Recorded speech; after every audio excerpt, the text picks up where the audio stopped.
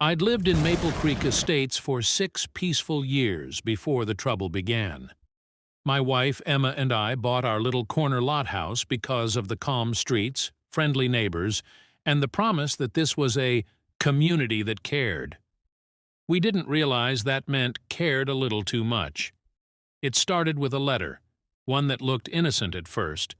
A white envelope slipped under my front door, stamped with bold red letters, "Notice of Violation." Apparently, my mailbox was 2 inches taller than HOA regulations allowed. I laughed it off, thinking it was a simple mistake. But within a week, another letter came. This time, it wasn't so funny. They were fining me $50 a day until the violation was corrected. I called the HOA president, a man named Gary Coleman, who acted like a mix between a politician and a prison warden. He said, "Rules are rules, Mr. Rivers. If we make an exception for you, the whole community falls apart." I replaced the mailbox the next day. Problem solved, or so I thought. A month later, I received another notice. This time it was for unauthorized exterior lighting. I had strung soft white lights along the porch, the same kind half the neighborhood used during holidays. But Gary wasn't having it. When I tried to reason with him, he smirked and said, "If you don't like how we run things, maybe Maple Creek isn't the right fit for you." That was the moment something in me snapped. I started digging into HOA bylaws, old meeting notes, and property regulations. That's when I discovered something strange. The HOA had been quietly collecting special maintenance fees for a playground that didn't exist. Tens of thousands of dollars had disappeared over 3 years. They weren't just controlling homeowners, they were hiding something. So I decided to fight back, but I had no idea how deep this rabbit hole went. When I exposed the first piece of their corruption, I didn't realize how far they'd go to silence me, or how personal it would get. The next HOA meeting was scheduled for Thursday night at the community clubhouse.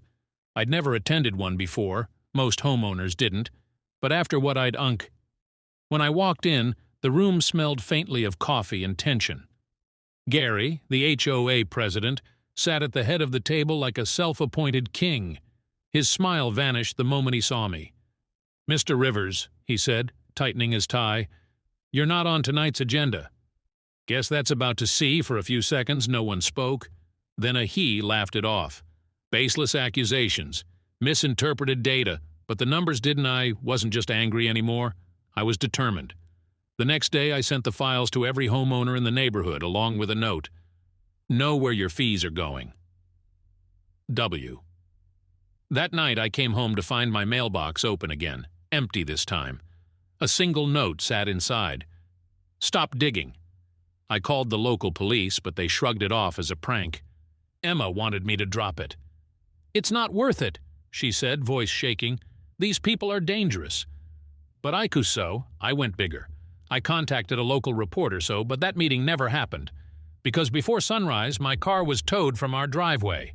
The HOA claimed it was illegally parked, even though it had been in the same spot for 6 years. Then the real blow came. A certified letter from the HOA's attorney threatening to foreclose on my property if I didn't pay the fines. They weren't just trying to silence me, they were trying to erase me.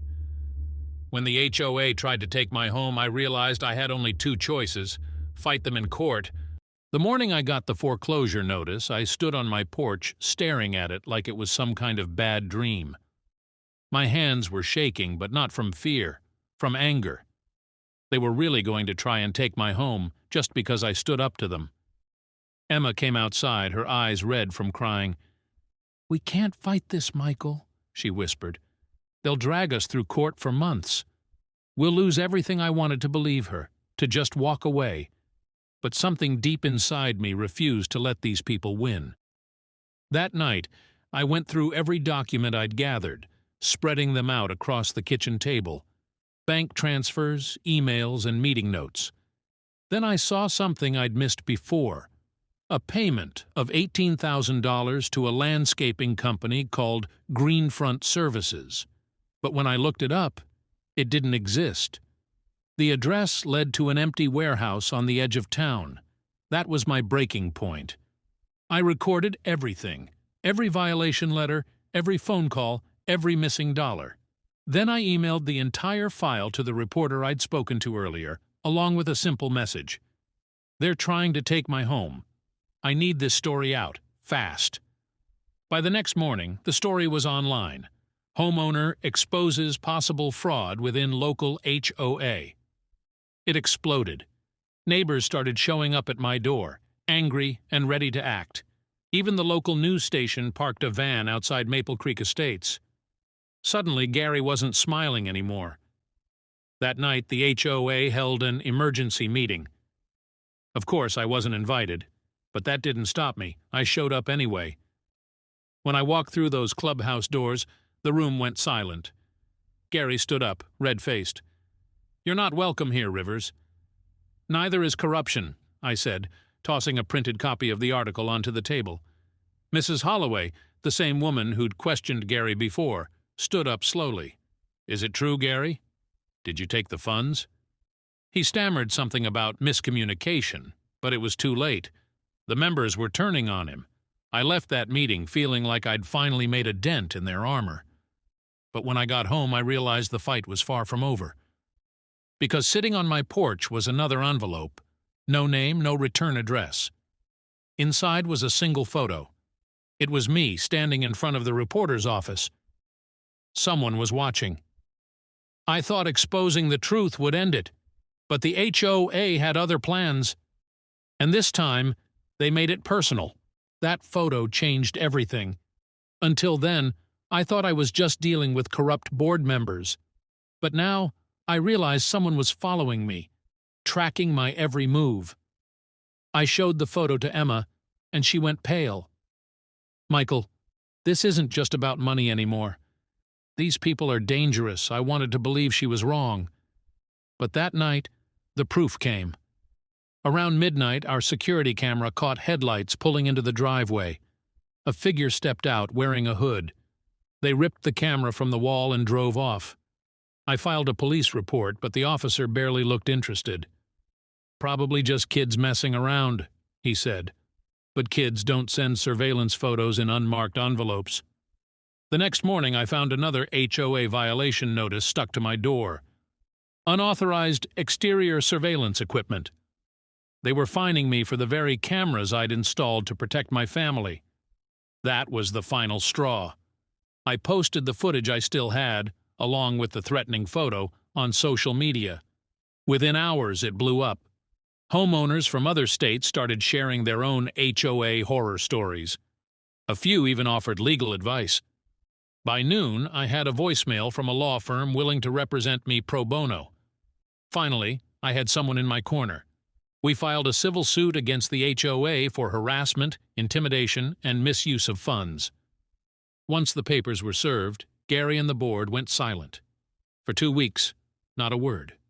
It was almost peaceful again. Then, one night, the peace shattered. Emma woke me up at 3 a.m. "Michael, look outside," she whispered. Our mailbox, yes, that same mailbox, was on fire. Flames licking up into the night, smoke filling the yard. We grabbed a hose, managed to put it out before it spread, but the message was clear. This wasn't over.